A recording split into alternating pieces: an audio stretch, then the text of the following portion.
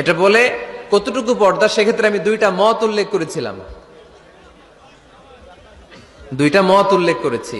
মত নাম্বার 1, সারা শরীর ঢেকে রাখবে, ফেসটা খোলা রাখবে, হাত খোলা রাখবে, এটা একটা মত। আরেকটা মত, সব ঢেকে রাখতে হবে, শুধু চোখ খোলা, তাই না?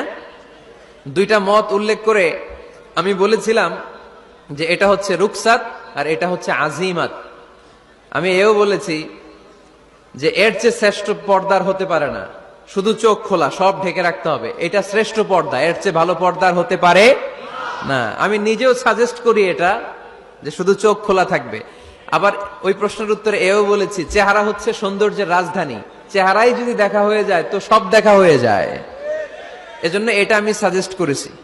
তারপরে এরা আমারে ধাক্কাইতে ধাক্কাইতে ওই মতের দিকে নিতে চায়, আছে না নাই? তো এই যে 3 বার যে আমি এই কথা বললাম, এগুলো শুনবার সময় কি কানে তুলা দিয়ে রাখছিলেন?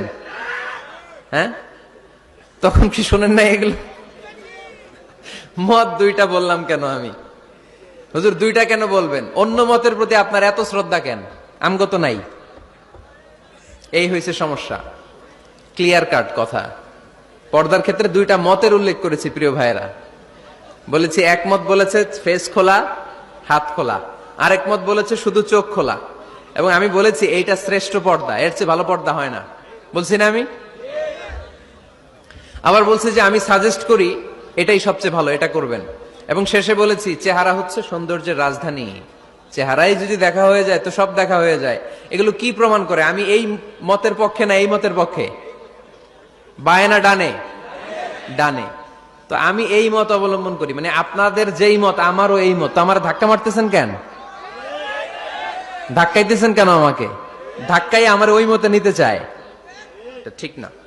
বাড়াবাড়ি কখনো কল্যাণ বয়ে নিয়ে আসে না। আওয়াজ করবেন না, মনোযোগ দিয়ে শুনেন। এই যে মত, এটা আমার মত না, এটা অনেক স্কলারদের মত। নারীরা শুধু ফেস খোলা রাখবে আর হাতের কবজি পর্যন্ত খোলা রাখবে, এটা আমার মত না। আমি অন্যদের মতকে শুধু ন্যারেট করেছি, বর্ণনা করেছি মাত্র।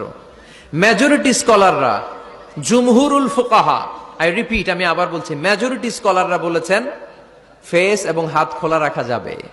যদিও আমার মত এইটা না, আমার মত হচ্ছে যে শুধু চোখ খোলা রাখবেন।